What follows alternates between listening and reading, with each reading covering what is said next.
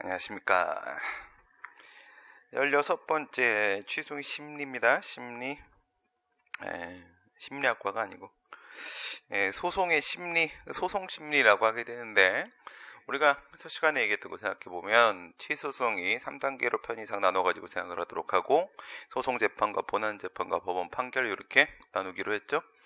소송재판에서는 행정소송의 한계하고 소송요건에 대해서 우리가 검토를 하게 되고, 본안재판에서는 본안소송 절차하고 심리 원칙에 대해서 논의를 하고, 법원 판결에서는 판결의 종류하고 판결의 효력에 대해서 이야기를 하게 된다라고 했습니다. 이제 본안재판 부분에서 우리가 얘기했던 가구제라거나 뭐 이런 거는 이건 이제 소송 절차에 대한 문제고요. 이제 심리 원칙과 관련된 문제가 됩니다. 취소 소송에서 소송 자료를 수집해서 제출하는 게 이게 재판이에요. 자료 수집해갖고 제출하는 거. 이런 거를 우리가 합쳐서 이제 소송 심리라고 하게 되는데, 그 소송 재판 단계하고 본안 재판 단계하고 있잖아. 소송 재판 단계에서는 이제 기본적으로는 소송 요건을 갖췄냐 못 갖췄냐 이걸 볼 거 아니겠습니까? 그런 걸 우리가 요건 심리라고 합니다. 요건 심리. 그래서 이제 행정심판에서도 심판의 청구 요건을 갖췄는지 여부에 대한 판단을 할 텐데, 그것도 똑같이 요건심리라고 하는 거야. 요건심리. 이제 물론 그건 이제 소송은 아니니까 소송 재판이라고 하지는 않겠죠. 요건심리 이렇게 통칭 얘기하면 되겠습니다. 그 다음에 이제 본안재판에서 심리하는 걸 우리가 본안심리라고 얘기를 하게 되는데, 교재에 나와 있는 대로 요건심리라는 것은 그 청구의 적부에 대한 판단을 내리는 것이다. 적부라는 건 뭐야? 적법, 부적법에 대한 문제죠. 소송 요건을 모두 다 갖추면 우리가 적법한 소송 제기, 적법한 취소 소송이라고 얘기를 하게 되고, 소송 요건을 못 갖춘 게 있게 되면 우리가 그런 걸 부적법한 것이다, 부적법한 소송 제기다, 이렇게 말을 하게 됩니다.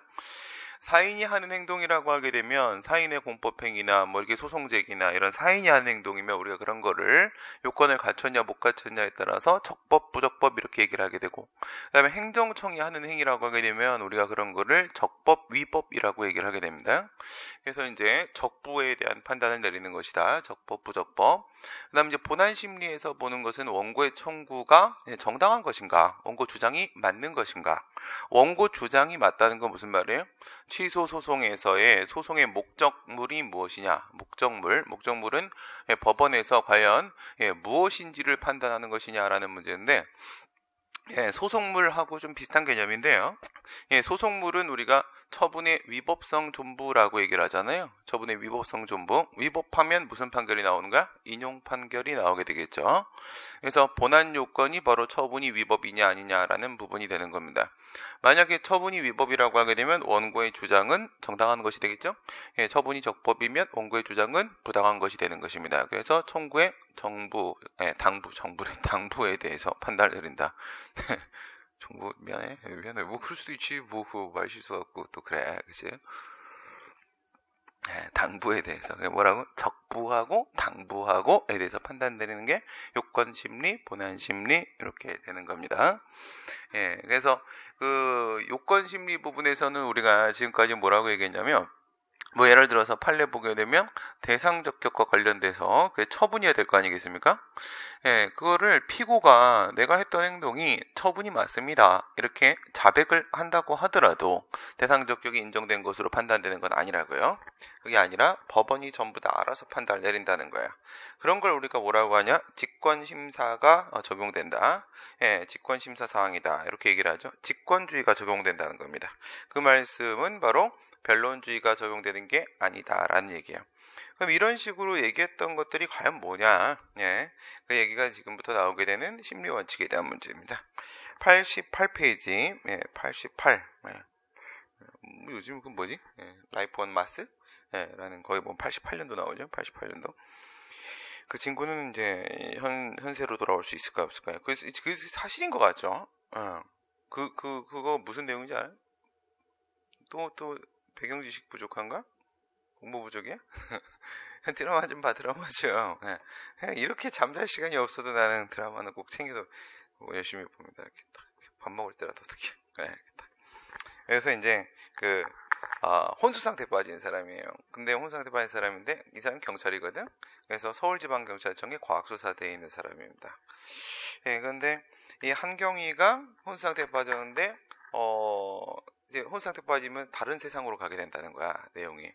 다른 세상에 갔는데 그게 88년도로 간 거예요. 지금의 몸 크기, 지금의 나이 그대로 해가지고 거기서도 경찰로 이렇게 가요.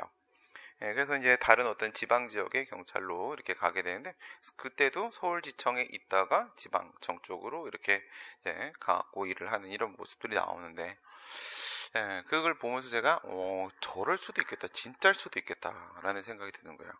다른 세계가 있다는 건 알죠. 여기 말고. 그러니까 열심히 살 필요 없어요. 다른 세계도 있어요. 다른 세계가 있어요. 그러니까 우리 할머니도 다른 세계를 갔다 오셨고, 할머니가 치매에 걸리셔서 이제 돌아가셨다가 살아나셨어요. 돌아가셨거든? 돌아가셨는데 또 살아나셔. 살아나시는 게 그 이제 돌아가신 줄 알았는데 이제 한 이틀인가 3일 동안에 그 저승사자하고 싸우고 계신 거죠. 그때도 새로운 사실을 알았어요. 크리스찬도 저승사자를 만나는구나. 그러니까 할머니가 나이 70이 넘으셔서 하나님을 영접을 했습니다. 우리 큰 고모가 감리교 쪽에는 그 여자도 저걸 할 수 있거든, 목사를. 큰 고모가 목사님이신데, 그래서 이제 계속 모시고 이제 치매 든 다음에 몇 년간 이렇게 모셨단 말이에요. 그러면서 이제 뭐 주기도문도 알려드리고 막 이렇게 했는데, 근데 이제 글을 모르셔가지고 그거를 뭐 이렇게 성경책 읽고 이럴 입장은 못 되시는 거고, 이제 고모가 옆에 다 이렇게 다 읽어주는 거지, 다 이렇게. 근데 이제 천국을 가야 되는데 하나님을 믿어야 천국 갈 거 아니야, 그죠? 그런데 하나님 믿어야 천국 가는데 이제 믿음이 부족하지, 아직은. 그치? 아직은 좀 서리고 있잖아. 물론 이제 초신자를 좋아해. 초심자는 수험생이고 초신자를 하나님이 예뻐하시는 건 맞긴 한데, 아직은 이제 공부 정도가 좀 덜 된 거, 믿음 정도가 덜 돼가지고 저승사자랑 막 싸우다가 결국은 이기셨어. 이기서 이제 천국에 가기로 이제 얘기가 다 되신 거야. 그래서 이제 인사를 하러 오신 거지. 눈을 뜨셨어. 눈을 뜨셔갖고는 시간이 얼마 없다 이러면서 애들을 모두 불러라 그러는 거야. 그때까지 치매 걸으셔갖고 막 제정신 아니셨거든. 막 이상한 소리 하시고 막. 그런데 딱 이제 눈을 뜨시더니 내가 제일 먼저 갔거든. 일단 이제 할머니 돌아가실 것 같다, 빨리 와라, 이렇게 다 문자를 쫙 돌리신 거야. 그래서 이제 고모네 집이 이제 인천 쪽이었는데, 그래서 이제 인천 쪽으로 이제 강의를 하다 말고 그날 휴강을 하고 미안합니다 그러고 나서 같이 막 뛰어갔어. 갔더니 뛰어가진 않았고, 그래서 뛰어갔는데, 그때 이제 내 제일 먼저 도착한 거예요. 할머니가 딱 보자마자 너무 반가워하시면서, 할머니가 돌아가시는 그날까지도 나한테 그 종손집의 둘째 손자인데, 큰아들 집에, 이제, 그런데, 내 이름을 부르지 않으셨거든. 돌아가시는 그날까지도 도련님이라고 부르셨어. 도련님이라고.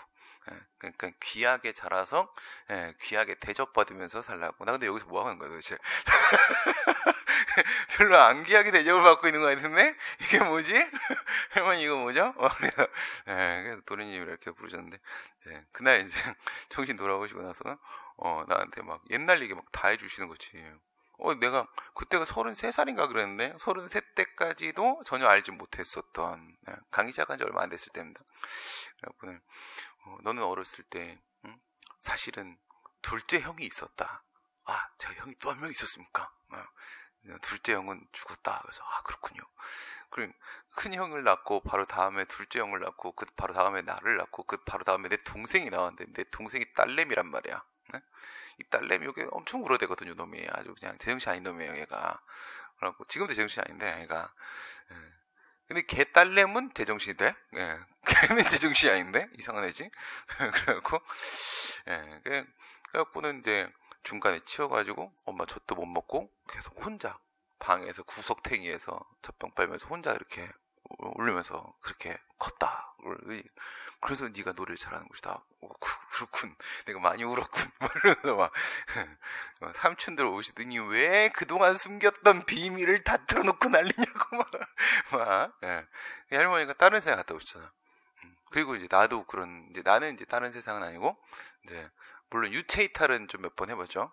근데 그거 말고 이제 내가 죽기 바로 직전에 나 이렇게 갔을 때 파노라마가 뭐야? 파노라마 뭐 발음이 안 되나 오늘? 파노라마가 쫙 어렸을 때부터 지나가는 거 봤어요. 예, 경찰한테 죽기 전까지 쳐맞아가지고, 예, 쳐맞기보단 딱 한 대 맞았지, 한 대. 예, 한 대 맞은 게 1999년도에 약 3만 명, 꽃불 집회가 뭐야? 촛불 집회, 네, 촛불 집회에 막 몇백만 명 그러잖아. 근데 몰란 거야. 갔을 때 240만 명 했거든, 내가 간 날. 처음 간 게 2회 촛불 집회. 와, 근데 우리 때는 아무리 열심히 데모를 해도 막 사람 막 여기저기서 아무리 모아대도, 물론 인터넷이 없었다는 취약점이 있긴 했지만, 모아도 3만 명 모이면 정말 최강이었거든. 그래서 서울 시내 3만 명이 모였는데, 이제 내가 사수 대장이었어요.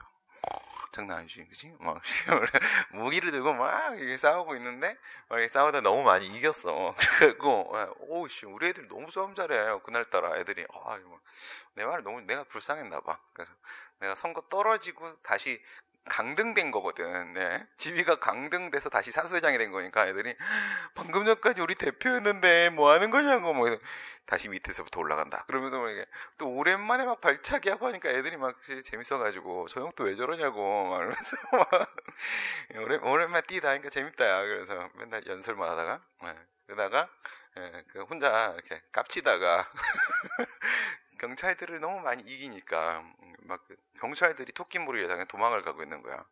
경찰도 엄청 많이 왔거든. 지방에 다 올라오고. 이제 뒤를 막 쫓아가고 오는데 너무 가까이 쫓아간 거지. 같이 가야 되는데 혼자 맨 앞에서 맨 뒤에 도망가던 경찰이 이 장봉 있잖아. 공봉 긴 거를 가지고 살고 싶었어. 얘도 살고 싶어하고 뒤로 이렇게 팍 친 거야. 이런 건 우리 총에서도 이건 태권도구나. 이건 뭐지? 네, 아니에요. 이건 하여튼 저거야. 군대에서 하는 거, 이렇게 총 검술? 이렇게. 그래갖고, 이렇게 하고 뻥 맞았는데 공주 붕 뜬 거야. 붕 떠가지고 딱 떨어졌는데, 눈이 실명당하고, 피가 막, 그래서, 이 눈이 바로 토르랑 같은 눈이에요. 너구리가 넣어줬다니까. 또 안 봤지, 씨. 너구리가 넣어줬다니까, 또르 눈을, 눈깔 뽑혔잖아, 또르가 누나한테, 하여튼 걔네 집안 서로 막 눈깔 뽑고 막 그래. 눈깔 이렇게 뽑았더니, 그게 진짠가? 눈을 뽑으면 안에 이렇게 텅 비어있대? 그래서 안에 격벽도 있는 것 같아. 그래갖고, 뽑았는데 넣었죠? 나도 실명 다 피를 너무 올려고. 집회를 하면 우리 집회, 시위대 안에 의사들이 있거든. 경찰들이 있으면 안 되지. 의사들이 있는데, 의사들이 딱 보더니 이거는 상태가 안 좋다. 이러다가 죽는다. 피를 너무 많이 흘렸다. 빨리 병원으로 가야 된다. 그때 와 처음부터 그게 다 보여요.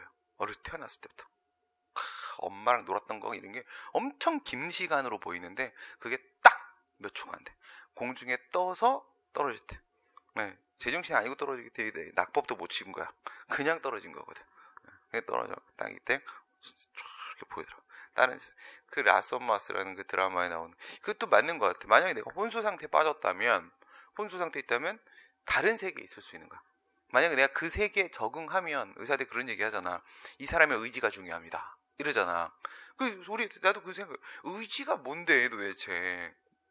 의지가 강하기 때문에 살아났습니다. 막 이런 얘기 하잖아. 의지가 도대체 뭘까? 마치 뭐 같은 느낌일까? 그게 우리가 막 이렇게 가위 눌리면 의지가 강하면 귀신 이길 수 있잖아. 안 무서워하면 되는 거거든. 이게 얼굴이 없잖아. 가위 누르면 이렇게 날 누르고 있잖아. 그럼 이렇게 넌 왜 얼굴이 없냐? 막 이렇게 서로 대화를 하면 되는 거거든. 야 얼굴 갖고 와봐 임마. 막 이러면은 움직일 수 있거든. 쫄아가지고 이러면은 못 움직이거든. 그것처럼 거기도 다른 세상이 나오는데 그게 88년도 전두환 88년도 나오는데 거기에 경찰 동료들과 애정을 쌓게 되는데 그 사람들과의 그 우정과 의리 여기에 매몰되면 못 돌아오는 게 아닐까가 어저께 마지막 장면입니다. 그래서 이게 행정법에 나오는 얘기인데 행정법에 밑에 내려가서 내가 이상한 소리 하면은 그게 행정법과 뭔 관계네? 그게 꼭 행정법 관계 있어야 되나? 그건 내 마음이지. 다른 선생님들 맨날 그런 얘기해. 뭐 한마디만 그 행정법과 뭔 관계? 그러면 나는 그럼 그게 무슨 헌법과 무슨 관계인데? 난 이렇게 하면 좋아? 그냥 하는 얘기지 뭘 그렇지. 그래갖고. 그래갖고 소송의 주도권을 누구한테 주느냐? 우리 그런 얘기 한 적 있었죠. 예, 지금 그 드라마에 나오는 것 중에 누가 이병헌 나오는 드라마에 보면 미군 이렇게 들어와 있고, 그치? 예, 그 다음에 아라사 그 러시아 애들 들어와 있고, 그죠? 왜 걔네 이름이 아라사지? 뭘 알았나? 알아서 샀구나. 그 다음에 이제 쪽발이 막 이런 거 들어와 있고 막 그러잖아요. 근데 해방 후에 미군 정기가 있었잖아, 우리. 그죠? 그래서 미군 정기에는 영미법계가 우리한테 영향을 줬고, 그 다음에 일제강점기 때는 대륙법계가 우리한테 영향을 준 부분이 있었다라고 얘기하잖아요. 이 부분은 실체법과 관련된 뭔 소리야? 이 부분은 절차법과 관련된 문제이기 때문에 요거는 어디 영미 쪽 영향을 받은 거예요. 그러니까 영미 쪽은 당사자주의가 원칙이 된단 말이에요. 당사자주의라는 것은 소송에 대한 주도권을 누구한테 맡기는 거라고? 소송 당사자한테 맡기는 겁니다. 원고하고 피고 소송의 당사자한테 그 주도권을 맡기는 게 당사자주의가 되는 거고, 직권주의라고 하게 되면 지금 이 재판하는 놈이 누구야? 법원이잖아. 그죠? 법원에게 그 주도권을 맡기는 걸 우리가 직권주의라고 이렇게 하게 된단 말이야. 단순하죠? 그러면 이제 그런 식의 내용이 뭐가 있냐? 우리가 배웠던 것처럼 처분권주의라는 거 배웠죠. 처분권주의. 이 처분권주의라는 게 소송에서 보게 되면은 소의 개시, 소개시, 그리고 소송물, 그리고 소종료는 당사자의 의사에 맡긴다. 당사자의 처분에 맡긴다라는 겁니다. 처분권주의. 처분권을 걔네들이 가지고 있다. 걔네들의 처분에 맡긴다. 걔네들의 결정, 걔네들의 의사에 맡긴다. 이게 바로 당사자주의가 처분권주의가 되는 거란 말이야. 그러니까 내가 소송을 할 생각이 없는데 법원이 지 마음대로 재판을 시작을 해가지고, 야, 이 법률관계 당사자는 너다 임마, 들어와라. 그럼 시합 바빠 죽겠는데 내가 거기 갈 시간이 어딨어, 그치? 분리해도 재판은 하자 그러면 내가 졌어. 내가 맨날 이러고 다니는데 내가 졌어. 한번 걸리면 죽여버릴 거야, 다. 그치? 아니, 근데 바빠서 내가 졌소라고 하는 거지, 내가 질 거라고 생각하는 거야, 진짜? 사람들 그러면 나의 겸손한 모습을 보여주는 거야. 그러면, 근데, 이거 뭐야? 내가 원하지 않는데 내가 재판에 휘말리는 것도 말이 안 되는 거고요. 내가 진짜 요번에 싸워보고 싶은데, 근데 소송을 법원이 거절해서 돌려보내는 것도 안 됩니다. 그렇게 소송을 종료시켜서도 안 되는 거고요. 그 다음에 소송물이라는 것은 뭐냐면, 뭐에 대해서 판단을 구하고 있느냐 이거예요. 소송물은 소송의 객체를 말하는 거라고 했어요. 이 소송에서 무엇을 판단하게 되는 것인가, 그 판단의 대상이 되는 물건, 이런 걸 우리가 소송의 객체, 이런 걸 우리가 소송물이라고 한단 말이에요. 그래서 처음 공부하는 사람들이 항상, 특히 민사소송법 공부하는 애들이 이걸 정말 헷갈려 하거든. 소송물하고 대상적격하고 이거를 왔다리 갔다리 왔다리 저래. 가끔 객관식 문제에서 그 차이를 묻는 경우가 있어요. 이거는 있잖아, 소송물을 지금 이 소개시, 소송물, 소종료, 이거를 이렇게 한번 생각해봐. 일반적인 표현으로 한번 바꿔볼게. 일반적인 표현. 이걸 왜 이렇게 바꿔볼 실익이 있는 거냐면, 처분권주의라는 이 당사자주의, 변론주의도 마찬가지긴 한데, 이게 소송에서만 인정되는 게 아니란 말이에요. 행정심판에서도 인정됩니다. 그러니까 사법 절차에서는 다 인정이 된단 말이에요. 우리가 헌법 107조를 보면서 107조 3항에서 뭐라고 했었냐면, 행정심판 제도에 대한 규정을 두면서 행정심판에는 사법 절차를 준용하라, 이랬단 말이야. 그러니까 행정심판도 사법 절차로 운영이 되고 있단 말이야. 그래서 우리 그런 걸 준사법 절차, 이렇게 얘기를 한단 말이죠. 그러니까 거기에도 처분권주의가 적용됩니다. 근데 행정심판은 소송이 아니잖아. 소송이 아니니까 소개시, 소송물, 소종료 이런 표현이 안 맥히잖아. 안 맥히니까 일반적인 표현으로 돌려야 된단 말이지. 아까 그랬지, 우리 요거 요건심리를 소송재판이라고 했는데, 행정심판에 가면 소송이 아니니까 소송재판이란 표현이 안 맥힐 거 아니야. 그러니까 심판에 가면 그냥 요건심리 이렇게 말을 한단 말이야. 그렇게만 말할 수밖에 없지. 그래서 소개시, 소송물, 소종료 이런 표현을 쓸 수가 없지. 그래서 일반적인 표현 뭐라고 하냐면 심판 절차의 개시. 소송이든 행정심판이든 행정소송이든 어쨌든 심판 절차인 건 맞잖아. 그러니까 심판 절차의 개시, 그 다음에 심판 대상의 결정, 그 다음 심판 절차의 종료, 이렇게 표현을 하게 되면 일반적인 표현으로 바꿔서 표현을 할 수가 있겠죠. 그러면 여기서 소송물 부분에 얘기한 걸 한번 생각해봐. 심판 절차의 개시, 심판 대상의 결정, 심판 절차의 종료라고 했을 때 그 심판 대상의 결정, 이게 소송으로 치면 소송물이 되는 거란 말이야. 그럼 이거는 우리가 얘기했던 항고 소송의 대상 적격하고는 같은 거에 다른 거야. 같아 달라. 소송물하고 대상 적격하고 같아 달라. 같아? 이거 세 글자고 이건 네 글자인데? 그래도 같아? 안 같아? 야, 내 본명은 세 글자야. 같은 놈이잖아. 네. 내 본명을 얘기해주면 사람들이 본명이 더 낫대. 오씨, 그럼 내가 왜 가명을 쓰고 있지? 이런 생각이 드는데, 네. 가명을 쓰고 있어. 나쁜 짓을 하고 돌아다녀요. 정말 제정신이 아닌가 가죠? 잠이 안 깬 건가? 그게 아니라 내 강의를 시작했을 때 우리 선배들이 아직도 신림동에서 공부하는 형들이 많이 있었단 말이에요. 난 한 학번만 위여도 엄청 깍듯하거든. 여기도 우리 학교 선배님들 강사분들 중에서 지금은 이제 두 분밖에 안 남아 계시지만 돌아가신 게 아니라 딴 학원으로 가신 겁니다. 네, 그래갖고 선배님들 보면 엄청 깍듯하거든. 딴 친구들은 내가 아무리 이렇게 껄렁껄렁거려도 선배님들 보면 되게 이렇게 자세가 발라지면서 이렇게 군대 자세가 딱 이렇게 나와요. 목을 딱 뒤로 딱 밀고 이렇게. 그럼 턱이 두 개가 되죠. 살이 쪄가지고. 나는 나랑 동갑내기 강사들이 우리 형님들한테 우리 학교 선배님들한테 이렇게 껄렁껄렁거리면 기분 되게 나쁘거든. 이 새끼들이 미쳐가지고 이런단 말이야. 난 이게 한 살만 위여도 특히 학교 선배한테는 되게 엄청 깍듯하거든. 거기서 학원 원장 할 때도 선배님 나이 공부들 하시는데 우리 학원 앞에 지나가실 때 와 씨, 우리 학생들, 우리 직원들, 우리 강사들 다 있는 자리에서 배꼽 인사 때린다니까. 형님 어디 있습니까? 니네 교폭이냐? 아니 그게 아니라 이거 내 스타일이다 이 새끼야 이거지. 어렸을 때부터 그렇게 태권도를 한 10년 넘게 하고 거기서 이게 습관이 그렇게 된 거예요. 인사성을 바르게 이렇게. 그냥 인사 안 하는 새끼들 보면 사람 취급하는. 학생 새끼들이 내 그림자 밟는 새끼들 있어. 미친 새끼들이잖아 지금. 합격을 할 생각이 없다는 거잖아요, 그렇죠? 선생님 그림자 왜 밟아요? 그죠? 선생님 그림자 밟는 거 아닙니다. 알겠어요? 그림자 아파.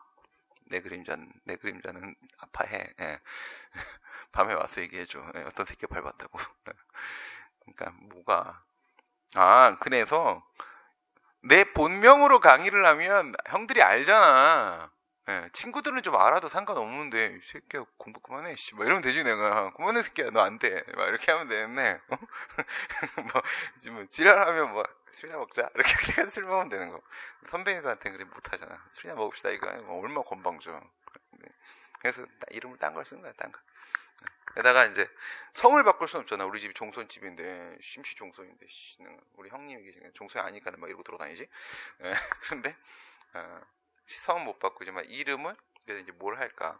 게다가 매직은 그때 내 조교가 만들어준 거고 처음 할 때. 야, 난 뭘로 할까? 그때 보니까 사람들 이상한 앞에 이름들이 있는 거야. 난 뭐로 해야 되지? 그때, 지금도 연락해. 13년째 처음 강의 시작할 때 옆에 있었던 진짜 정말 지혜로운 여학생이었어. 난 진짜 집이 어려워서 조교를 하면서 강의나 이런 것들을 지원을 해준 건데 얘가 너무 지혜로워. 학원을 차릴 때도 얘가 거의 다 설계를 해. 와, 엄청 잘 돌아가. 그런 친구인데 걔가 이제 딱 선생님은 정말 그때 이제 주관식이니까 선생님의 답안 첨삭은 어저께 그 단골 TV?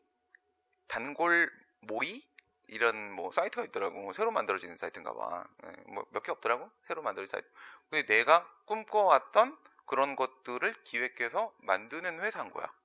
그러면서 내 블로그에 와갖고 와 세상에 이렇게 첨삭을 잘하는 강사를 처음 봤다. 그래서 그건 맞다고. 우리나라에 나밖에 없다고. 첨삭할 줄 아는 강사가 아무도 없어 우리나라에. 그러니까 애들 주관식 점수가 안 나오는 거야. 내용 알려주면 뭐야. 표현을 못하는데.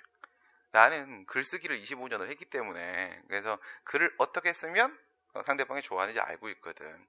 글 예쁘지 않아? 되게 문장이 짧으면서 간명하면서 모든 걸 전달을 다 마무리 져버리는 진짜 길어봐야 주저리. 대학 다닐 때 주저리 하다가 형들한테 엄청 혼났거든. 야 이 새끼야 10줄로 끝날 수 있는 걸 왜 대자보를 10장을 쓰냐? 할 말이 많거든요. 줄여봐. 안 되겠는데요. 네, 엄청 맞았거든. 걔들 누나가 줄여보세요. 줄이더라고. 내가 못하는 거구나. 그 연습을 막 이렇게 하죠. 그래서 교수님들이 내 답안을 보거나 내 글을 보면은 와 진짜 이 새끼는 행정법을 너무 잘한다 이러는데 내가 행정법을 너무 잘하기도 하는데 그것 때문이 아니라 글을 잘 쓰는 거야. 글을 잘 쓰기 때문에 그거 전달이 되게 깔끔하게 되는 거야. 미친놈아. 그런 표현 짓지 마. 근데 팩트기 때문에 내가 이렇게 얘기하면서 민망하긴 한데 그때 거짓말이 조금도 섞여 있지 않아서 뭐 실력이 최강인 건 뭐 강사들도 부정 안 해. 여기 있었던 내 전임 강사 교수 임명돼서 가신 형님, 그 형님이 실력이 최강이라고 항상 모든 강사들이, 행정법 강사들이 입을 모아서 인정을 했었거든. 실력이 최강이다. 근데 그 형님이 나한테 뭐라고 얘기하시냐면 너가 훨씬 강하다. 왜냐면 나랑 유일하게 행정법 토론을 하는 상대인 거거든. 같은 과목 강사끼리 토론 안 해요. 토론하다가 실수 나와버리게 되면 발리잖아. 발리면 얼마 쪽팔려. 그렇잖아. 그래서 서로는 그런 얘기 안 하거든. 근데 우리 둘은 막 던지거든. 형 이건 뭔데? 이렇게 되면 어떻게 되는데? 그러니까 너 이게 어떻게 되는데? 그럴 때 형이 이렇게 여기를 빵 치란 말이지. 그럼 저쪽이 당황하거든. 그럴 때 여기를 푹 치면 이게 각하가 됐거든. 내가 이긴 거야. 이렇게 되면 그럼 내가 원하는 거 다 얻은 거 맞잖아. 맞네. 그러니까요. 이렇게 되는 거란 말이지. 뭐 이런 막 대화를 내가 실력이 최강인 거 맞죠. 지금 왜 제가 또 그 사이트에서 어저께 밤에 연락이 왔더라고. 새벽에 네이버 메일로 내 블로그를 보고 제휴 한번 하시겠습니까? 나 학원 아니잖아. 근데 내가 지금 딱 계약 여부를 놓고 살짝 계약이 지금 붕 떠 있는 시간이거든. 저쪽 윌비스 계약이 오늘로 끝나. 지금 이제 조율을 하고 있는 중이야. 중이어서 붕 떠 있기 때문에 뭔 짓을 해도 상관없어. 이건 뭐지? 하늘이 주신 기회인가? 계약이 안 돼 있으면 전임 강사나 대표 강사로 계약이 안 돼 있는 경우라고 하게 되면 여긴 내가 대표 강사고 저쪽은 전임이지. 행정법이 많으니까. 그러면 이게 계약이 안 돼 있으면 돈 되는 거 아무거나 맡겨도 되거든. 그리고 내가 원하는 걸 할 수 있거든. 다른 회사들이랑. 뭐야? 그래서 내가 연락을 해놨지. 긴밀하게 얘기해 봅시다. 내가 신림동 다 털어버리는 방법 알려줄게. 돈만 있으면 털 수 있다. 내가 지금 학원 2번 말아먹어서 지금 내가 그런 걸 시도할 돈도 없고 난 다시 사업을 할 생각이 전혀 없다. 그런데 이런 아이템 엄청난 것들이 있다. 한번 들어봐라. 공단기가 이 얘기 듣고 미칠 뻔했는데 걔들도 실패했고 전에 있었던 2개 회사도 이것 때문에 날 스카웃을 했는데 결국 걔들도 기술적으로 실패했다. 근데 니네가 지금 기술적으로 해냈다 지금. 그럼 여기다 내가 내용을 넣어줄게. 컨텐츠를 입혀줄게. 너희들 뭘 알고 그걸 만들었는지 모르겠는데 도대체 뭘 원하고 이걸 시도한 거냐. 근데 그 기술을 코딩을 해서 기술을 갖고 있다는 것 자체가 엄청나다. 근데 그거는 그런 데 쓰는 게 아니다. 이런 데 쓰면 게임 끝난다. 신림동 시장, 주간식 시장은 한 번에 석권하셨단 말이에요. 얘기를 했거든. 뭐죠? 글쓰기, 그쵸? 글쓰기. 네, 글을 워낙 네. 그 뭐야? 미국 놈? 아니, 일본 놈? 아니고 당사자주의, 처분권주의, 심판 대상. 달라요. 소송물이랑 대상 적격이랑. 이게 왜 그런 거냐면 이 생각을 해봐. 겨우 다시 원점으로 돌아왔습니다. 네. 오늘 딴소리 엄청 한다. 미치겠다. 보강한 일을 뻔합시다. 네. 네. 그래가지고 뭐냐면 대상 적격이란 문제는 왜 나오는 거라고 했어? 우리 항고 소송이 행위 소송이기 때문에 나오는 문제라고 했잖아. 그치? 행위 소송이기 때문에 어떤 행위를 소송의 대상으로 삼을 수 있겠는가? 뭘 말하는 거냐면 행위의 자격이에요. 행위의 자격. 어떤 행위가 소송의 대상, 주관적 소송으로서 이 항고 소송의 대상이 될 수 있는 자격을 갖추고 있는 것인가? 이게 대상 적격에 대한 문제란 말이죠. 그런데 민사 소송에서는 행위 소송이라는 게 없다고 했잖아요. 그거는 우리 쪽의 당사 소송처럼 그냥 권리 소송이란 말이야. 그러니까 행위를 대상으로 하는 게 아니기 때문에 권리관계를 대상으로 직접 다투는 것이기 때문에 그래서 어떤 행위가 소송의 대상이 될 수 있는가라는 이런 자격 논의가 없어요. 그쪽에는. 그러니까 대상이라는 표현은 방금 뭐야? 심판 대상이 되는 내용 이거잖아. 소송물 심판 대상이 되는 내용. 그 대상이라는 표현은 민소 공부한 친구들 같은 경우에는 소송물에서만 들어본 거야. 그러니까 우리 쪽에서 대상 적격이라는 얘기를 하게 되면 그게 소송물인 줄 알고 있는 거야. 대상이라는 표현을 거기서 들었기 때문에. 왜냐면 애들이 보통 민소를 먼저 공부하고 행정법을 나중에 공부하거든. 그 얘기를 먼저 들은 거지. 그래 버려갖고 헷갈려들 하는데, 그러니까 뭐야? 모르는 게 약이야. 예, 잘못 배워온 애들 같은 경우에는 그 수정이 안 됩니다. 그러니까 몇 번 잘못 배우고 떨어진 애들이잖아요. 평생 못 붙어요. 그 길 잘못 들으면 게임 끝나는 거야. 책 한번 잘못 선택한다거나 강의 한번 잘못 선택한다거나 이래버리면 그 다음부터 노답이야. 그러니까 조심해서 결정을 해야 되는 거야. 조심해서. 네. 1등 강사 중에 반은 사기꾼이에요. 학원이랑 같이 사기쳐갖고 1등 된 거거든. 네. 그런 애들은 보통 진짜 실력자한테 1, 2년에 잡혀요. 네. 또는 이제 돈으로 발라갖고 홍보해갖고 1등 된 사람들 엄청 많죠. 노량진에 반 정도 있습니다. 네. 평가를 그렇게 되는 사람들 되게 많이 있어요. 그러니까 그거 잘못 결정해도 난리 나요. 신림동에도 1등 강사들 가짜 엄청 많았었어요. 지금은 거의 가짜가, 신림동엔 1등의 가짜가 현재는 없죠. 네. 지금은 뭐 없다고 보는 게 맞을 겁니다. 그러니까 이게 뭐냐면 이렇게 비교를 해야 되는 거야. 대상적격은 뭐야? 행위의 자격. 이걸 말하는 거고, 그리고 이 소속물이라는 것은, 그러니까 대상적격은 우리가 소의 이익 얘기했을 때도 행위의 자격 이렇게 설명을 드렸었는데, 소송의 대상이 되는 행위가 무엇인가, 이게 대상적격이라고 한다면 심판의 대상이 되는 내용이 무엇인가, 이게 바로 소속물이 되는 거야. 비교를 할 수 있겠어? 심판의 대상이 되는 소송의 대상이 되는 행위가 무엇인가 있지. 어떤 행위가 이 소송의 대상이 될 수 있는 자격을 갖추고 있는가, 이런 문제가 대상적격이야. 소송의 대상이 되는 행위는 무엇인가. 근데 소속물은 뭐라고? 심판의 대상이 되는 내용은 무엇인가? 심판의 대상이 되는 내용은 무엇인가? 이건 내용의 문제고 이건 행위의 문제란 말이에요. 분명히 다르단 말이지. 그러면 내가 어떻게 알아듣냐? 그렇지. 그래서 알아들으면 여기 안 앉아있겠지. 그러면 이렇게 예를 들어봅시다. 예를 들어가지고 벌점 배점하게 되면 그거는 소송의 대상이 되는 행위가 맞습니까? 대상적격 인정돼요? 벌점 배점. 도로교통법에 따르게 되면 벌점을 배점하게 되잖아. 그치? 네. 그래서 벌점 배점, 내가 어저께 쓴 답안 중에 그런 거 있는데, 벌점 배점은 취소의 대상이 되는 처분인가, 이런 썰렁한 문제를 왜 냈나, 미친놈들이. 저기 경찰 쪽에 공제회라고 했는데 그쪽 책을 한 4년 정도까지 내가 썼거든. 내가 쓰다가 이제 내 손 뗀지. 모 학원이 거기를 막 이렇게 막 돈지랄하고 막 이렇게 해가지고 지금은 정상화가 되는데 중간에 하여튼 돈으로 막 이런 학원이 있었어요. 신림동에 있는 4개 학원 중에 하나입니다.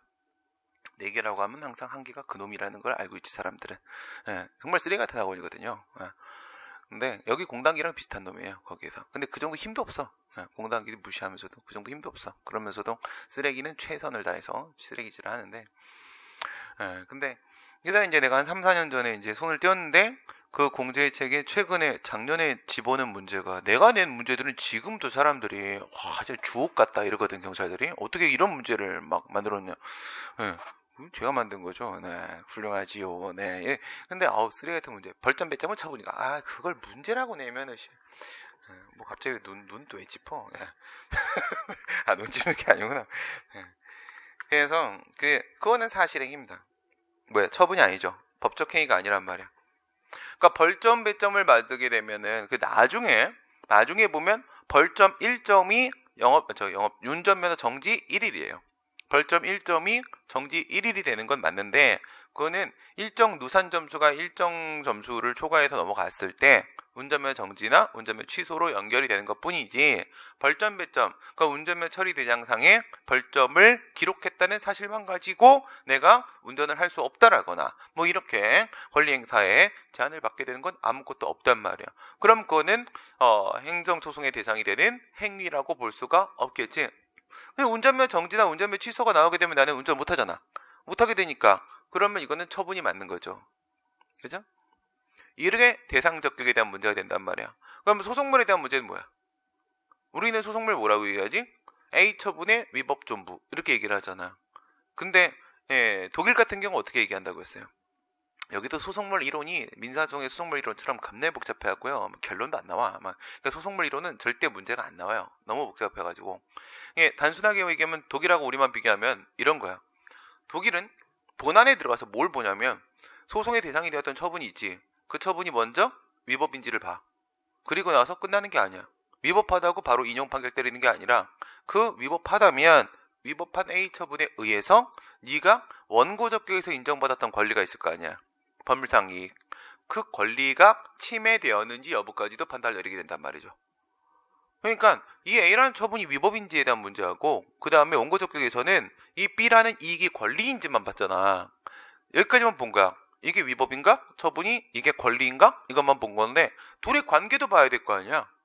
그래서 이 위법한 처분에 의해서 이 권리가 침해된 게 맞는가까지 봐야 될 거 아니야.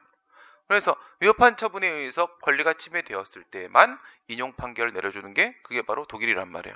우리는 뭘 봐? 처분이 위법인가? 이것만 봐요. 그럼 사실은 권리를 합시고 인정받고 들어온 그 B라는 이익이 있지. 원고적격에서 인정받고 들어온 B라는 이익하고 하등 관계없는 처분과 이익의 관계일 수도 있어요. 저 처분 때문에 이 이익은 아무 침해가 없는 경우도 있을 수 있어요. 충분히 가능해요. 그러니까 실제로는 그 A라는 처분에 의해서 자기가 C라는 이익의 침해를 받은 거야. 근데 이 사람은 있잖아. B라는 이익도 갖고 있고 C라는 이익도 갖고 있고 두 개의 이익을 가지고 있는 사람이야. 근데 B라는 이익은 권리가 맞고 C라는 이익은 권리가 아닌 거야. 법이 보호하는 이익이 아닌 거야. 근데 실제로 침해당한 건 C라는 이익이야. 근데 내가 C를 침해당했어요 라고 얘기를 하면 권리가 아니군 카카 이럴 거 아니야. 그러니까 뻥카를 치는 거지. B라는 이익을 침해당했어요 아이 아파 이러면 그 원고적에서 뭘 보냐면 B가 권리인지를 볼까 이런단 말이야. B는 권리지 뭐. 이미 알고 들어온 건데. 그치? B는 권리가 맞군. 본안으로 들어가거라. 그 들어가면 A라는 처분이 위법인지만 봐. A가 위법이 맞군. 넌 정말 불쌍한 아이구나. 널 구제해주겠다. 이러면서 인용 판결 때린단 말이야. 이건 개소리야 이게. 그 우리나라 소리는 그냥 개소송이야. 그래서 이런 거를 뭐라고 얘기하냐면 서울대 박정훈 교수님은 이거는 주관적 소송이 아니다. 근데 통설판례가 자꾸 주관적 소송이라고 말하는 것 자체가 정말 얼척없다. 이거 무슨 소리를 하는 거냐. 이렇게 똑같이 생긴 소송이 프랑스에 있다. 프랑스에 있는 소송, 그분은 프랑스에서 유학을 하고 오셨거든. 그러니까 프랑스 소송 얼마나 잘 알겠어. 그렇지? 그래서 프랑스 소송을 우리가 뭐라고 하냐면 월권 소송이라고 그래. 월권 소송. 그러니까 권리를 넘어섰다는 뜻이야. 권리를 넘어섰다? 그러니까 권리가 침해되지 않아도 인정되는 소송이라는 거지. 그러니까 월권 소송은 말하자면 객관적 소송. 오직 행정 통제만을 목적으로 하는 객관적 소송이 허용되고 있다는 거야. 프랑스 쪽에서는. 독일에서는 전형적인 주관적 소송. A라는 처분이 위법인지 그리고 그 원고 쪽에서 인정받았던 B라는 권리가 침해되었는지까지 판단 내리는 거야. 지금 이 얘기한 게 뭔지? 이게 소송물이야. 우리나라는 처분이 위법인지만 봐. 독일은 처분이 위법인지 앤드 권리가 침해됐는지 여기까지 다 본단 말이야. 이건 법원이 뭐를 판단 내려야 되는 것이냐는 문제야. 법원이 뭘 하기 위해서 인용 판결을 내리기 위해서 원고 너의 주장이 맞다. 청구를 인용하기 위해서 어떤 판단을 내려봐야 되는 거고 그 판단이 나왔을 때 인용 판결을 해줄 수가 있는 것인가. 이게 바로 소송물이란 말이야. 그러면 소송물하고 대상적격하고 같은 거야 다른 거야? 다르지. 하나는 처분이 아니냐 문제고 하나는 법원이 뭘 심판해주면 되냐. 어떤 내용에 대해서 내가 심리해줄까? 이거잖아. 저는 딴 얘기지. 하지만 둘이 아무 관계를 안 맺고 있는 건 아니죠. 둘은 분명히 일정한 상관관계를 일부 맺고 있긴 하죠. 왜냐하면 A라는 처분에 대해 대상적격, A라는 처분에 대해 소송을 제기하게 되면 그 소송의 소송물은 A 처분의 위법성 존부가 되는 거고 B라는 처분에 대한 소송을 제기하게 되면 그 소송의 소송물은 B 처분의 위법성 존부가 되는 거란 말이야. 오케이?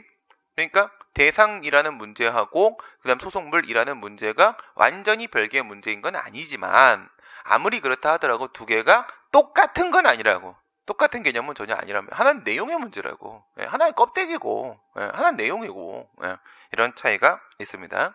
처분권주의. 그다음 변론주의.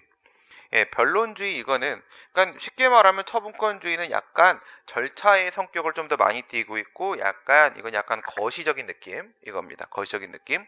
그렇다면은 이제 실체 뭔가 내용의 문제로 들어가면서 약간 미시적인 느낌을 주는 부분이 변론주의. 변론은 내용과 관련된 문제예요. 이거는 주장을 누가 하고 입증을 누가 하고 이런 문제가 되는 겁니다.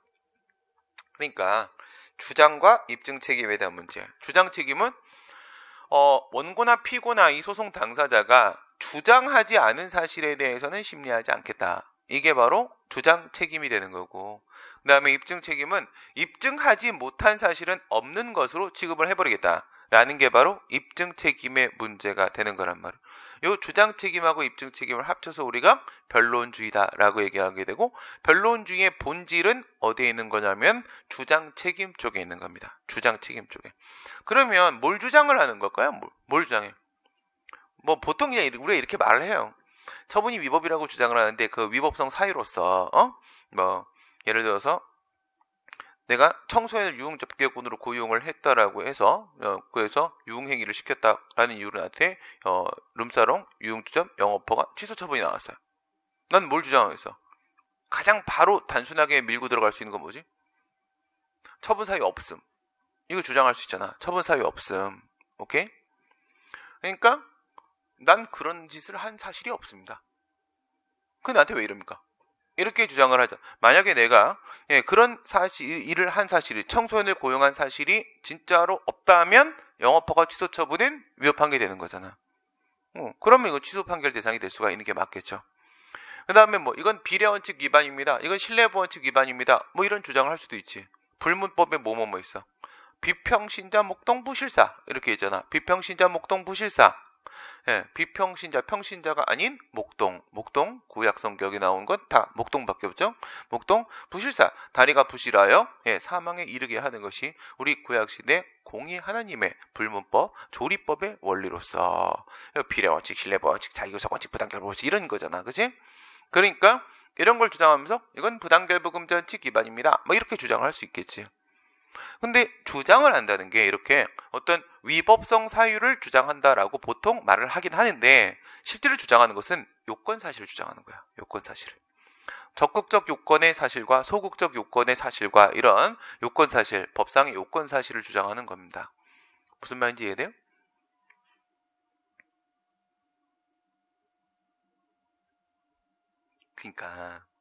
그러니까지. 예를 들어서 노동조합 및 노동관계조정법 제81조에 따르게 되면은 뭐가 있냐면, 다음 각호의 행위는 부당 노동행위다. 사용자는 다음 각호의 행위를 해서는 아니 된다. 이렇게 돼 있어. 부당 노동행위라는 건 뭘 말하는 거라고 했어? 정당한 노동조합의 활동을 방해하는 사용자의 책동을 말하는 것이라고. 삼성의 움직임은 다 부당 노동행위예요. 그죠? 그다음에 김성태가 오늘 아침에 어저께 뭐 이상한 소리 했다며. 어제 뉴스를 못 봐가지고, 뉴스보단 드라마가 먼저여서 순서가 바뀌어가지고, 그래서 혼수성태라고 우리가 얘기하잖아요, 그렇죠? 항상 혼수 상태로 살아가는 김성태. 정말 그 사람이 노동운동을 했는지 난 그것도 웃겨. 노동운동 그렇게 멍청하게 하면 다 걸려요. 위장취업회하고. 나도 위장취업회다 걸렸는데, 내가 얼마나 잘 숨겼는데도 걸렸는데. 왜 이렇게 멍청해? 그렇게 하면 어떻게 노동운동 했나, 진짜? 난 정말 이해가 안 되는데. 노동운동을 그렇게 바보같이 어떻게 합니까? 이해가 안 되네, 진짜. 아무튼 간에. 혼수성태가 우리 고 노무현 대통령님, 탄핵 당시에도 김무사가 문건 작성했다. 문건은 매일 작성해요. 어느 회사든 간에. 문건 나도 매일 작성해요. 뭐 어때, 그치? 이상한 소리를 해. 그럼 자기는 문건 작성할 줄 모르나? 엑셀이랑 못해? 뭐야? 왜 그래? 활용 능력이 없으면 아무것도 하지 마. 그죠? 그래야지. 혼수성태기 왜 나왔어? 그래서 부당 노동행위. 삼성이 하는 건 다 부당 노동행위예요. 그럴 때 있잖아. 만약에 내가 지방노동위원회에다가 초심으로 내가 구제 신청을 했어요. 구제 신청, 초심 제심 알잖아. 했단 말. 그랬더니 진호이가 그거는 분호가 아니다. 기각? 그래서 내가 또 중앙노동위에 재심을 청구했어요. 기각? 그래서 내가 재심 판정에 대한 취소를 제기했어요. 여기에는 재결주의가 적용되지? 피고는 누가? 중앙노동위원회 위원장이지. 네, 했어요. 그러면 난 거기서 뭘 주장을 해야 되겠어요? 그 다음 각호에 있는 부당 노동 행위가 존재했다는 것을 주장을 해야 되는 거잖아. 그치? 그러니까, 정당한 노조 활동을 했던 우리 노동조합 조합원에 대해서 이와 같은 불이익 처분을 행하였다. 해고 처분이 나왔다. 그래서 이런 거를 주장해야 되는 거잖아. 그럼 뭘 주장하고 있는 거야, 지금? 요건 사실을 주장하고 있는 거잖아. 요건 사실을. 그렇다면 반대로 아까 그거 생각해봐. 너가 청소년을 유흥접객으로 고용했기 때문에 영업허가 취소 처분하는 것이다. 딱 그러면 이제 요번에 피고가 주장을 해야 되거든? 좀 이따 그 이유는 알려줄게. 방금 이거는 원고인 근로자가 주장을 해야 되는 부분이었었어. 그럼 피고가 이렇게 주장해야 돼. 넌 하면 되지. 법원에 가. 법정에서, 그렇지? 저 친구가 청소년을 고용을 했습니다. 막 이렇게 주장을 해야 돼. 주장을 해야지 법원에서 정말 그런 것인가? 이걸 심리를 한단 말이지. 만약에 말을 안 하잖아. 그러면은 법원이 딱 봐도 나 진짜 저 사실이 있는 게 확실한데 저 멍청한 새끼 말을 안 한다. 말을 안 해. 말을 하면 내가 이씨야 손을 들어줄 텐데 말을 안 하잖아? 그 심리 안 해요. 그 말 안 하는데 그거 다 알아서 직권으로 탐지해가지고 저쪽에 위법성 사유가 존재하는군요. 위법성 탐지기를 막 들고 다니면서 띠리리리리 삐 위법 인용 판결 막 이렇게 하면 법관이 알아서 다 뭐예요?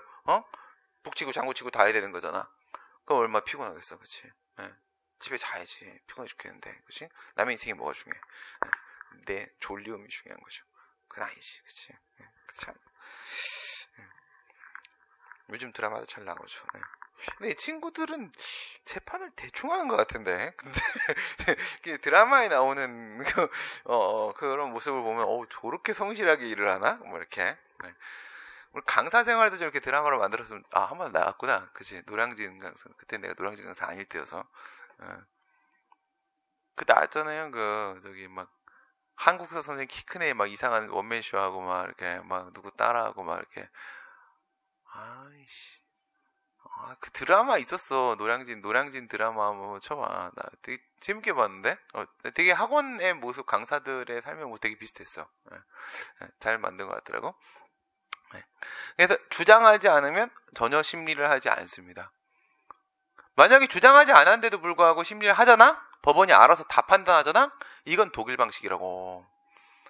뭐가 적용되는 거야? 직권주의가 적용되는 거야, 직권주의가. 독일은 법원이 알아서 다 해. 북치고 장구치고 원맨쇼 다 해. 그러니까 겁나 똑똑해, 판사 애들이. 우린 뭐해? 우린 당사자가 주장하는 거에 대해서만 심리해. 근데 있잖아. 그러면 주장한 사실이 실제로 존재하는지를 판단하면 처분이 위법인지 아닌지에 대한 판단이 나오겠지. 그지? 그래서 어떤 요건 사실 같은 경우에는 그 요건 사실이 있으면 처분이 적법이 되고, 어떤 요건 사실 같은 경우에는 그 요건 사실이 있으면 처분이 위법이 되고, 이렇게 요건 사실의 방향이 플러스인지 마이너스인지에 따라서 처분의 적법과 위법이 달라질 수 있을 거야. 그러니까 요건 사실이 있냐 없냐라는 거를 판단 내리면 처분이 적법이냐 위법이냐라는 결론이 바로 나오게 된단 말이에요. 우리는 어떻게 하는 거야? 주장을 하면은 그거에 대해서만 심리를 하는데 그 요건 사실이 실제로 있는지도 당사자가 입증해야 돼. 그러면 법관은 뭐 하는 거야? 그냥 구경하는 거야, 구경. 이렇게. 잘한다. 와, 되게 잘한다. 둘이 싸워봐. 우와, 네가 싸우면 더 잘한다. 네가 이겼다. 끝. 이게 변론주의야. 심판관의 역할만 한다. 심판관의 역할만. 되게 편하겠죠? 이게 영미 방식이 되는 겁니다. 그 다음에 입증이라는 것은 이제 이렇게 생각해봐. 만약에 여기서 A, B, C, D, E, F, G, H, I, J, K, L, M, N, P 이게 있었다고 쳐봐. 그 중에 그냥 10개 사유가 있다고 칩시다. 그 중에서 만약에 원고나 피고가 주장한 사유가 5개였다. 그럼 나머지 5개에 대해서는 법원 심리 안 합니다. 5개 주장된 사실에 대해서만 심리를 한다는 거야. 그리고 나서 그 5개의 요건 사실이 있는지 없는지에 대해서 이제 원고하고 피고가 또 나눠서 그 존재를 입증해야 돼. 스스로 입증을 해야 되는 거란 말이죠. 그게 주장 책임, 입증 책임. 주장하지 않은 사실은 심리하지 아니하며 입증되지 않은 사실은 없는 것으로 취급한다. 이게 변론주의입니다. 원칙이고, 그 다음에 이제 직권주의 넘어가게 되면 법원에 직권을 맡긴다고 했지. 주도권을 법원에게 맡긴다. 근데 처분권주의에 적용되는 직권주의라는 게 존재할까? 처분권주의 쪽에 가미되는 직권주의라는 게 거기에는 그런 게 있을 수가 없어요. 오케이? 처분권주의는 예외라는 게 존재할 수가 없는 거라고요. 어디 소개시에다가 예외질이야, 그치? 소종료, 소송물 이런 거는 철저히 처분권주의가 고수됩니다. 고수가 되는 것이고, 직권주의라는 것은 그러면 어디에다가 그래도 어느 정도 일부 영향을 미치는 것이냐면 변론주의 쪽에다 영향을 미치는 거야. 변론주의 쪽에다가. 처분권주의는 손대는 게 아니란 말입니다. 변론주의 쪽에다가 영향을 미친단 말이야. 당사자주의 중에서 변론주의 부분. 그랬을 때 직권주의는 직권탐지주의가 있고 직권증거조사주의, 직권조사주의라고도 얘기를 하는데 직권탐지주의, 직권조사주의 이렇게 직권증거조사주의 이 표현이 좀 더 좋긴 합니다. 두 가지가 있을 수 있어요. 직권탐지라는 것은 위에 있는 변론주의 중에서 주장책임 쪽과 연결되는 부분인 거고, 직권 증거조사라는 것은 이거는 위에 있는 입증 책임 쪽과 연결되는 거란 말이에요. 오케이? 주장하지 않았는데도 법원이 알아서 위법성 탐지기를 들고 다니면서 그 처분이 위법인지 아닌지를 막 찾아내잖아? 그런 건 직권 탐지야. 그 다음에 직권 증거조사는 당사자가 그와 같은 요건 사실의 존재를 입증하지 않았는데도 불구하고 법원이 스스로 그 증거를 찾아보는 거야. 입증을 한다는 게 뭐라고 해서? 입증의 다른 이름은 거증. 거증은 증거를 스스로 조사하여 그 수집한 자료를 들어 제출한다 라는 뜻입니다. 들것자야, 들것자. 증거할 때, 증거자료 할 때 증자고. 그래서 자기가 수집한 증거자료를 들어서 제출을 하는 게 바로 거증이고, 거증과 입증하고는 같은 말이란 말이야. 오케이? 그러니까 당사자가 알아서 증거자료를 찾아야 돼요. 찾아야 되는데 법원이 찾겠다는 거야. 뭐만 네가 해준다면, 주장만 해준다면. 네가 주장만 해준다면 이런 사실이 있었단 말이에요. 이게 문제가 된단 말이에요. 라고 얘기하면 그래? 그러면 나가 찾아보는 거야. 실제로 나가서 이렇게 판사들이 확인을 해요. 그래서 증거조사, 직권 증거조사, 직권 탐지 이렇게 두 가지 내용이 있는데 근데 여기서 이제 알아둬야 될 게 둘 중에 문제가 되는 게 뭘까? 우리 소송에서 과연 인정될까? 라는 문제가 생기는 부분은 직권 탐지 쪽이에요. 탐지. 왜냐면 직권 증거조사는 민사소송이든 형사소송이든 행정소송이든 다 인정돼요. 다 인정되기 때문에 이거가 인정되니 이걸 논하지 않습니다. 당연히 인정이 되는 거고. 그리고 직권 탐지가 과연 인정될 수 있겠는가? 왜냐면 이거는 다른 소송에서는 절대 인정 안 돼요. 직권 탐지라는 거는 다른 소송에는 결코 존재할 수 없는 방식입니다. 근데 우리는 직권 탐지가 일부 인정돼요. 왜? 내가 가르치고 있으니까. 그렇죠? 내가 가지고 있으면 되게 좀 중요한 소송이잖아요. 그럼 우리는 좀 뭔가 좀 특별한 걸 몇 개 갖고 있어야 되잖아, 그렇지? 제일 특별한 게 직권 심리주의야. 직권 탐지가 일부 인정된다는 거야. 이런 얘기했지 어제. 행정소송 그 대상이 되는 행위로서의 처분도 공익과 관련성을 맺고 있지만 소송 절차 그 자체도 공익성을 띠고 있다라고 했지. 그것 때문에 그런 거야. 소송 절차 자체도 공익성을 띠고 있기 때문에 이건 민사사건처럼 단순히 너와 나의 문제가 아니란 말이야. 단순히 너와 나의 문제가 아니고 공익과 관련된 문제이기 때문에 되도록이면은 실체적 진실을 밝히고 정의를 구현하는 것이 맞을 거 아니야. 다시 말해 적법한 건 적법하다, 위법한 건 위법하다 말을 해주는 게 좋을 거 아니겠어요. 그러려고 하다 보면 당사자한테만 맡기면 얘네들이 분명히 저기에 위법 사유가 있는데 근데 저거를 말을 못해가지고 막 애가 막 횡설수라고 자빠지고 앉아있으면 아우 됐어 비켜 새끼야 내가 할게 이렇게 하는 게 훨씬 더 정확할 수 있잖아요. 그렇죠? 그래서 일부지만 직권 탐지라는 것을 적용을 허용하고 있습니다. 그게 우리 행정소송법 제26조에 나오는 직권심리가 되는 거야. 89페이지 요건심리라는 것은 소송요건을 심사하는 것을 말하는 건데 청구의 적부에 대한 판단을 내리는 것으로서 소송요건에서는 요래조래 고래조래 조래한 것들이 있다라고 되어 있는 건 우리가 앞에서 배운 얘기고. 그래서 이 소송요건을 모두 갖추면 무슨 판결이 나와? 본안 판결이 나오죠. 본안 판결. 못 갖추면 각하 판결, 즉 소송 판결이 나오게 되는 겁니다. 본안 판결이 나오는 전제 조건, 전제가 되는 사항 이렇게 되어 있습니다. 여기에는 뭐가 적용되지 않아요? 변론주의가 전혀 적용되지 않습니다. 그렇죠? 여기엔 철저히 직권주의가 적용된다는 얘기는 거기 뭐라고 되어 있어? 주장, 입증 여부와 관계없다라고 되어 있지. 그러니까 직권 증거조사뿐만 아니라 직권 탐지까지도 다 적용되는 거야. 소송 요건은 법원이 다 알아서 판단해. 다 알아서. 그 다음에 언제를 기준으로 한다? 사실심 변론중교실 특히 두 개 기억해 놓으라고 했지. 우선 행정심판 전치주의의 경우에 있어서는 X가 O로 바뀔 수가 있죠.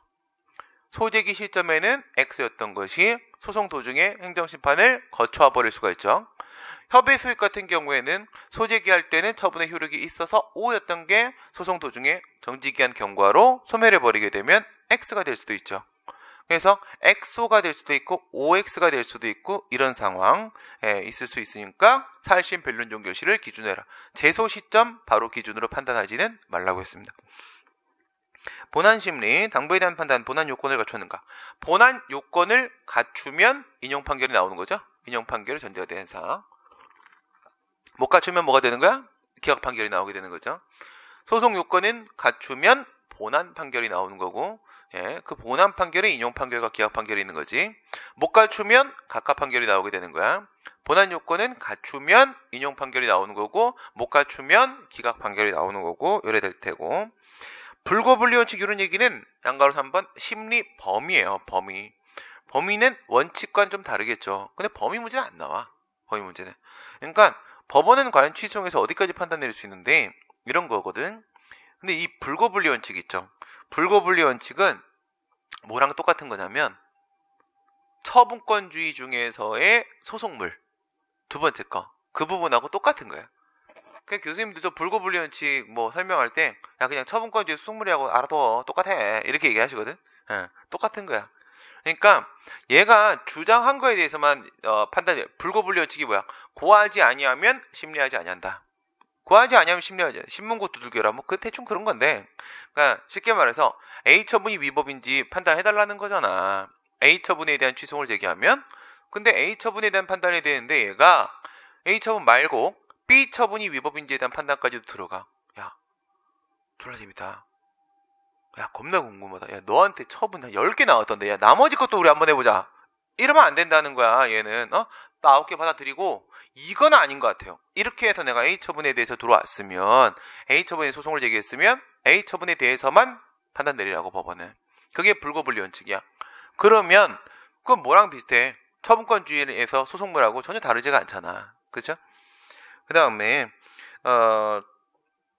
당사자가 주장한 사실에 대해서는 심리하는 변론주의, 심리 범위 얘기하고 있었지. 사실 문제에 대해서도 심리할 수 있고 재량행위에 대해서도 심리할 수 있다 이런 말이 나오는데 사실 문제, 법률 문제 차이가 뭐예요? 이거 얘기 여러 번 나왔죠. 사실 문제는 어떤 사실이 존재했었는지에 대한 판단이에요. 법률 문제는 과연 법적으로 위법한 것인지에 대한 판단이에요. 법률 문제에 대한 것이 바로 법률심이 되는 거고 사실 문제에 대한 게 바로 사실심이 되는 거거든. 그러면 법원이 당연히 법률 문제에 대한 판단 내리죠. 그 위법인지 적법인지 사실 문제에 대해서 심리한다는 거야. 그게 뭐가 중요한데요? 당연한 거 아니에요? 당연하지가 않아 이게. 왜냐하면 미국 같은 경우에는 실질적 증거의 법칙이라고 해가지고 사실 문제에 대한 심리를 하지 않아요. 미국은 있잖아. 어떤 A라는 진짜 요건 사실이 있었는지에 대한 판단이지 행정청이 주장하면 그냥 그거 다 받아들여요. 네. 그냥 행정처 주장하면 뭐라고 하냐면 내가 받아들일 수 있을 정도의 실질적 증거도 함께 제출하세요. 그렇게 얘기한단 말이야. 그리고 웬만하면 다 받아들인단 말이야. 그러니까 사실 문제에 대한 심리를 따로 진행하질 않아요. 미국에서는. 근데 우리 같은 경우에는 이런 사실이 있는지에 대한 사실 문제에 대한 심리도 법원이 아주 적극적으로 스스로 다 한다고. 막 나가갖고 직권 증거 조사하고 막 한다니까. 충분히 하고요. 그 다음에 과거에 같은 경우에는 재량행위에 대한 심리를 하지 않았었죠. 재량행위에 대한 판단 내리지 않았어. 왜? 완전한 자유재량으로 봤었기 때문에. 완전한 자유재량이라고 하게 되면 국가 쪽에 어떤 의무라는 게 있어 없어? 아무런 의무라는 게 없죠. 자유재량인데 내 마음대로 하라는 거잖아. 그러니까 의무라는 게 없으면 위법은 뭐야? 의무 위반이 바로 위법이지. 그러니까 의무가 없는데 위법이 존재할 리가 없는 거잖아. 그러면 재량행위에 대해서 소송을 제기하게 되면 가라. 그리고 돌려보낸다고. 그냥 재판을 거절하고 각하시켜버렸었단 말이지. 하지만 지금은 그렇게 보면 안 된다는 거야. 지금은 재량행위에 대해 소송이 제기됐다라고 해서 곧바로 각하할 것이 아니라 본안에서 그 재량의 한계를 일탈하였는지 여부를 판단하여 그렇지 않은 경우에는 기각을 하는 것이 맞다. 이 표현이 판례 표현입니다. 곧바로 각하할 문제가 아니라는 거예요. 왜? 행정소송법 제27조에 그에 대한 내용이 나오지 않습니까? 27조 우리가 봤었지? 27조 뭐라고 돼 있어? 재량의 한계를 일탈하거나 남용한 경우에는 취소 판결을 할 수 있다라고 돼 있죠. 3단계로 연결했었지. 취소를 할 수 있다라는 것은 재량에 있어도 위법이 존재할 수 있다는 것이고 위법이 존재할 수 있다는 것은 위법이라는 게 바로 뭐야?